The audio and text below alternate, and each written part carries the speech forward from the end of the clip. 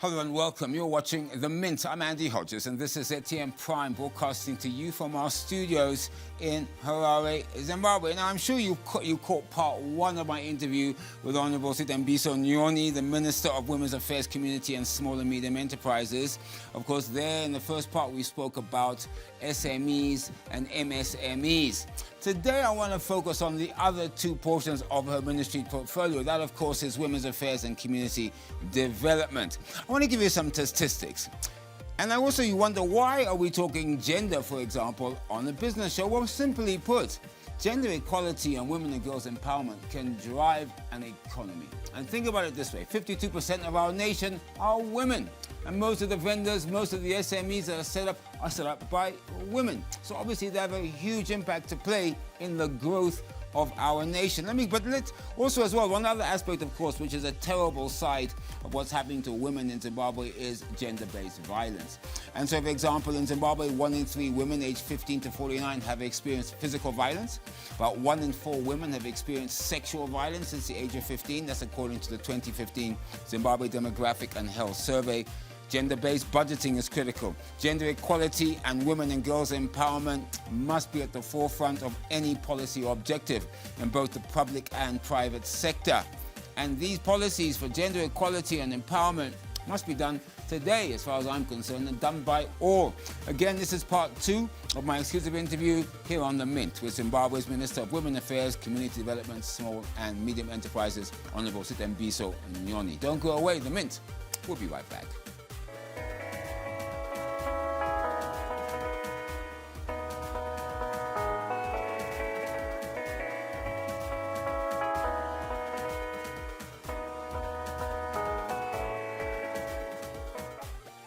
Welcome back. You're watching The Mint. I'm Andy Hodges, and this is ATM Prime. As I said in an exclusive interview, part 2 of my interview. First part looked at SMEs and MSMEs. Of course, I'm talking to the Minister of Women Affairs, Community, Small and Medium Enterprises, Honorable Sithembiso Nyoni. Honorable Minister, welcome once again to The Mint. Now, I deliberately broke this up because it's very critical that we talk about your SME, MSMEs portfolio separately. I didn't want to confuse it with gender, the Women's Affairs portfolio, which I think on its own is critical in terms of your mandate. Now, let's start with what, I won't call it controversial, but something that people have spoken about and whether it's been a success or not. And that's the Zimbabwe Women's Microfinance Bank, ZWMB. Because, people, I've spoken to many women. I've asked how many women have been helped through this organization. I get numbers of like 80,000. But when I talk to women's groups, they seem to imply that they don't know anyone who's been helped by them. Maybe you could explain the mandate of the Women's Microfinance Bank and really its role, not just in helping women SMEs, but women in general in terms of becoming economically empowered, which I think is important for our demographic in Zimbabwe. Yes, the Women's Microfinance Bank was formed and it was launched by His Excellency, the President of the Republic of Zimbabwe, Dr. Idi Mnangagwa, in 2018, April 2018. Since then, it has done a fantastic job. Its role really is to empower women. It has to do what I've described before, train women, and then lend money, mentor them, and make sure they grow. And it has produced different products, like women in agriculture. It will have a fund for that, and then accompany them, and then they will even use the digital platforms to pay back and to monitor their crops. It has helped women to train whenever women are being trained by the ministry in different products. Like, I'm sure you are aware of the bakery project. I am. We did it together with the Women's Bank, and the detergents, where now when you go to the shops, a lot of the detergents that you see in the shops are coming from women's manufacturing groups, because we put them, as I said, through Standard Association to make sure they really are good products. So the Women's Bank does all that, but also lends to individuals, it lends to groups. it has faced some challenges though, which is the capitalization. I want to talk about that because that has been the major problem that people have said about the Women's Bank. I believe the amount they got was maybe $2 million if my memory is correct. The fact is they are undercapitalized. There's no way $2 million or whatever the amount is can actually sort of empower as many women as you want. I mean, 52% of our population, that's what, 7 million people are women. Yeah. $2 million is just a spit in the bucket. Yes. No, we are working on that. We are having a dialogue with the Ministry of Finance, and there are also certain things that the bank had to work on, and the bank and the ministry, we are working on those issues that the Minister of Finance would like to see ratified, and also the Reserve Bank. But having said that, the CEO and the chairman and the board are working flat out to make sure that all those things are corrected and the bank is capitalized. I think, yeah, I'd like to call on the government and Treasury to empower and put more money into women's, particularly the Women's Bank, because the money, $2 million or whatever the figure is, I know it's coming in the Treasury, it's not enough. And I think the Minister would agree with me. Yes, indeed. And as I say that we are really working very closely with the Minister of Finance and also the board. And I'm hoping that very soon, because last week I talked to the Minister of Finance and he was really promising to do something about it. The Women's Bank needs to be capitalized. Yeah, I think that's the bottom line in essence. Yes. Minister, gender equality, it's important, I believe, and it's crucial because it's even in NDS1, the National Development Strategy 1, it says, and I quote, "Gender equality and women's empowerment remains unfinished business under the TSP, and hence the NDS1 will prioritize gender issues in line with the theme of leaving no one and no place behind." Now, this is so important. Now, first of all, I want to talk about things like gender budgeting. I want to talk about how any policy must have gender at the top of it. Doesn't matter what the policy is, government policy, there has to be an aspect of gender in it, or women and girls empowerment. Minister, I want you to talk to me about this because obviously I know we've spoken many times in the past, and I know how closely gender equality and women and girls empowerment is to you yourself personally.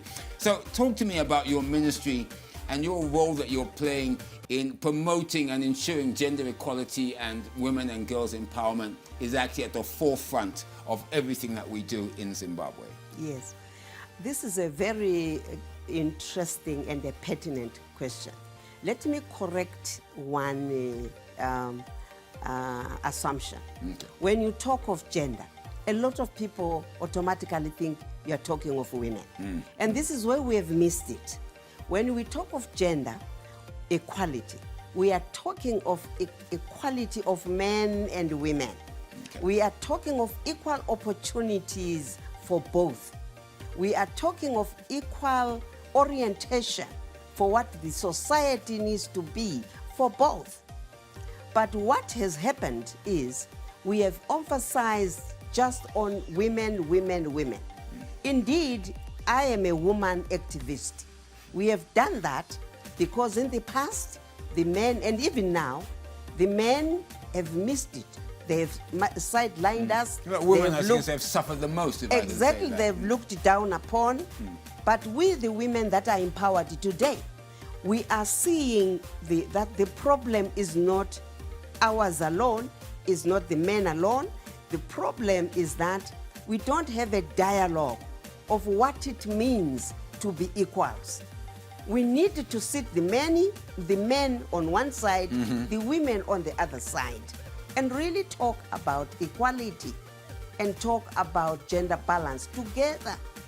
And this is why there was that hashtag he for she movement by the UN Women, for example, where they're bringing in men, women into a dialogue to understand. Absolutely. And that is the passion of that is where the ministry is going. And the ministry is saying, you can't talk of gender equality outside family.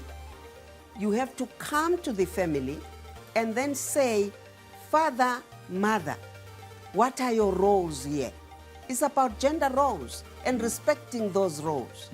It's about saying, I can't do in my family without Mr. Nyoni. because there are certain things he does better than me, and he can't do without me, because there are certain things I do better than him. We are a happy couple, a happy family, because he respects my role. I respect his. There's also this issue of us teaching our children, particularly the boy child, about what equality is from a very young age. Absolutely. And not putting the girl child or the boy child into niches and say you have to cook and you don't. I think the boy child must also learn how to cook, must also learn how to clean, and the girl child must also learn how to do some of the things the boy child is taught to do. I mean, this critical. I mean, I mentioned this. It's a business show, of course, but you forget how important gender equality and women and girls empowerment is to economic growth. I think a lot of people miss that. They miss the fact that the more women who are empowered and girls are empowered, the more equality we have between men and women, it's better for our economy, Minister. Yes, the UN Women did a study in the SADC region, and they found that 14 nations that marginalize women lose up to $14 billion annually, because they have half their nations marginalized. And those that include women, their GDP is up. So when we talk about gender equality, we are talking about the economics of gender. Yes. And as a ministry, we want to do a study on the economy, how gender-based violence and how gender inequality affects the economy. And what about specific programs you have that push gender equality and women and girls empowerment? Do you have any specifics that you can point at your ministry's done to promote that within government, within society, in the private sector and so forth? Yes, I think the first one, that is a ministry we really think the whole nation should zero in, is the dialogue between men and women. Okay. That is prime, that is very important. Let's respect each other's roles. Gender-based violence sometimes comes because the man doesn't respect the role that a woman plays. I was once told that a man may feel emasculated, they may feel they're losing their power, so as a result they lash out. I mean, it's obviously not a reason at all for any form of violence. It is not a reason. Not at all. In fact, society must look down at such a mentality. Yeah, exactly. And then women also need to respect men's roles. And I think as a ministry, that dialogue is key. But then, because we have come through a history where men have been favored by society, we are having to empower women so that they come at a par. And you cannot empower women without education. So I think in terms of education, very good work is being done there. We have now more girls in school, in some schools, than boys. And that is worrying also. We must not have that. We must have equal boys and girls, because 20 years to come, we are going to have educated girls, educated women, and uneducated men. So it will swing the other way. It will swing. So we need to do it together. Okay. So education is key, and then economic empowerment. But apart from that, pushing women into decision making, into councils, top executive jobs. Yes, Well, into executive roles. I want to ask you about this because it is interesting. I mean, the issue of women representation in politics, participation in business, I mean, it's still a subject of concern. I mean, I look at the numbers. Only 14% of probably top management in Zimbabwe are women. It's 14%. Yet, of course, as you know, over 50% of our population is women. That gives you an idea. And also, we have a law that says, obviously, 50% threshold for women in parliament, women at local authorities, for example. It's there, but it appears that that is not being implemented in its full entirety. Yes. I mean, so what are you doing to ensure that these laws on paper, the thing, even in our constitution it says it with 50%, but nothing is happening on the ground. What are you doing to maybe hold government, your own government, to account, to our President Edie Mnangagwa, as well as business, to implement this gender balance in terms of women empowerment in business or in politics? You are right. Zimbabwe has the best laws on gender equality. Our constitution, for instance, Section 17 states that we need to have a 50-50. And also Section 56, where women, the government institutions are mandated to have 50-50. So our constitution is very clear. Yeah. And then when we also set up a Zimbabwe Gender Commission to supervise and make sure that is done. What is lacking in our country is the reinforcement. And this reinforcement is lacking because the men still hold on to power and they don't want to let go, although they are the minority. Yes. They don't want to let go. Yes. And we women are gentle people. We should be called gently women, not you called gentlemen, because we are not gentle at all in some spheres. So because we are brought up to be gentle, to nurture, to be kind, to not to be violent. We haven't really gone out into the street to demonstrate against male chauvinism. But I think men need now, through this dialogue and even through what I'm saying, to start really examining themselves and saying, my role in society is to foster gender equality. And therefore, I must play my role of supporting women to work alongside me. Women cannot do it alone. We have done it alone since, Beijing. Yeah. And it has worked well for us, but it has not brought us very close to each other. I mean, even so when I now look- we yeah. need to shift. Yeah. We need a paradigm shift. We need to shift the language. We need to shift the dialogue.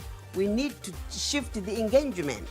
Even when I look at the next elections, obviously August the 23rd, our harmonized elections, I still don't see 50% female representation. No. I just don't see it at No. all. Yeah, there's the law. It seems, The law is there. Yeah. The law is there. But it's not 50%, particularly at local authorities. Forget about that. I don't know about Absolutely. Parliament. I think it's nowhere near 50%. Yes. So, I mean, that's something, though, that your ministry is talking to your fellow colleagues in government, saying, Absolutely. guys, let's Yes. implement this because Yes. it's what the law says and the Constitution says. Yeah, but Oh. on local authority, Yeah. we're working together with the Minister of Local Government and my ministry, and also the local authorities, and we lobbied, and His Excellency put a law through Parliament to have a quota, 30%, Yeah. which really is going to go a long way. But these quotas are helping women to enter into the power realm, but it should not be a permanent feature. We should help women to fight alongside men. But what is it that is preventing them from doing so? First of all, it is the attitude of men that still don't give space to the women. Secondly, it is the economics of it. Men have got resources to campaign, to get their way around. And secondly, it is also the gender roles. The women are still the nurturers of families, and sometimes they feel, if I go into politics, my children, my family, our business will suffer. They still have that feeling of taking care of other people, of society, which is very important. So we need the men to respect that, but then to say, okay, you can go into politics, I will take care of this. Or let's find a mechanism that will take care of family, take care of our business, while both of us go into politics. Exactly. But that is not there. Now, I want to talk about women entrepreneurs, because I think that's one area that is already in place. Women are pretty much the entrepreneurs. In fact, Southern Africa has the highest rate of female entrepreneurs 26% of female adults involved in entrepreneurial activity. That's a huge amount. But it also shows the economic emancipation of women and girls is crucial towards economic development. I think you yourself have stressed that. And I know you said earlier that the fund for women is one of the largest funds that you have of the 4 funds that you have. So as much as you do say that men and women both, it can be gender equality, the fact is you do need to put more money right now into gender equality for women and women and girls than men. So talk about that, you know, in terms of the financing project. So that women's fund, is it to the banks, to the microfinance banks, whether it's National Women's Bank, or there are other avenues for women entrepreneurs to access funding through your ministry? Yes, they are. Let me just say we are very grateful to the Reserve Bank because the Reserve Bank has also opened a window and encouraged the banks to open what is called inclusive financing. And that is doing very well both for SMEs and for women.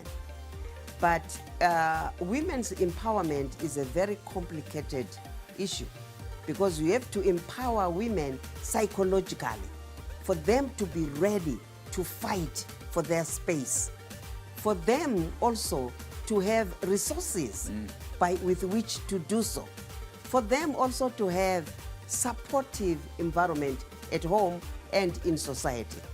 So it is very important for us to understand that, so that when we are talking about women's empowerment, women's emancipation, it's not about them. It is about the environment that we create around them. So society needs to take responsibility. We have left the responsibility to women. And as women, we go so far and not further, because the stumbling blocks will be put in front of us. Minister, one of your mandates of your ministry, of course, is community development. I remember talking to your brothers, and you know, it's very. We talk about SMEs, we talk women's affairs, community development sort of slips under the radar. Just briefly explain what is that, what does it mean, and really what is your ministry? What do you do to promote or develop community development? Community development is a very important component of my ministry, because you cannot end poverty without the unity of communities coming together. I think this has been practiced since independence. And through community development, women and men have been able to come together to improve their communities, to make sure that social amenities are provided together, like they would dig wells together, like they would do market gardening together. But now His Excellency has a program that says one village, one borehole. And then those boreholes are solarized. And communities need to have infrastructure in order for them to work harmoniously together. So around those boreholes, my ministry is making sure that women are organized to do market gardening, but also there are washing facilities where women can come and wash. So in a way, it's what it says, community development, developing the communities absolutely. All around Zimbabwe. But we also have started what we call women's empowerment clubs, so that women come together in these clubs. Before they would come together and sing and teach each other how to take care of their children, health and hygiene. We are saying as a ministry, this is good, let it continue. But apart from that, let them also learn economic and entrepreneurship skills. Minister, unfortunately we are running out of time, but there's so much we can continue talking. As you know, I enjoy talking to you, and there's so much more I'd like to ask. But there is one final question I'd like your comment on. There's been various commentators who are saying that having all three, or particularly or two specifically, SMEs and women's affairs under one ministry can dilute the message will dilute the effectiveness of that. They actually are calling for possibly separate ministries, one for SMEs, one for women's affairs, because that is how important both aspects are to Zimbabwe. What would be your comment on that? You know, because in a way, it's like rather than have desks in your ministry, now you have full-fledged ministries that look after both of these as a full-time occupation, so to speak. What would you say to calls for that? I mean, I'm not saying I want to dilute your ministry, but it sounds like an interesting prospect. It gives it the gravitas that it requires. What are your views? I think that is a prerogative of His Excellency, of course, and at his wisdom when he puts this together. The way that I've managed it is that you need to have very good staff members. If you do have staff, there's a linkage among all three. The linkages are also powerful. They help to enhance community. They enhance the SMEs, they enhance the women. But the crucial thing is, given a portfolio like this, I have found that in order for it to function effectively, you need good, effective, knowledgeable, diligent directors who know what they're doing. And then below them, the structures of government must function. Then as a minister, you are able to coordinate that. But if that is lacking, if the staff members are lacking, it is a mammoth task. But if you have good staff with you, good, well-motivated, well-educated, well-informed, and they know what they're doing, it is doable because the three are linked together. But I want to admit it's a big ministry. Yeah. The constituency that it covers is much, much bigger than, you know. Zimbabwe's Minister of Women realize. Affairs, Community Development, sworn to be the Enterprise, Honourable Sithembiso Nyoni. Minister, thank you so much. Thank you very much. Thank you. Well, that's it for the Mint today. Of course, that was part 2. Part 1 with the Minister looked at SMEs, MSMEs, which is her portfolio. Part 2 looked at gender issues and community development, which of course is another part of her portfolio, 2 other parts of her portfolio. Well, that's it. Of course, you can catch me every morning on Morning Rush, 6 a.m. every day here on ZTM Prime. I'm Andy Hodges. Goodbye and please, you all be safe.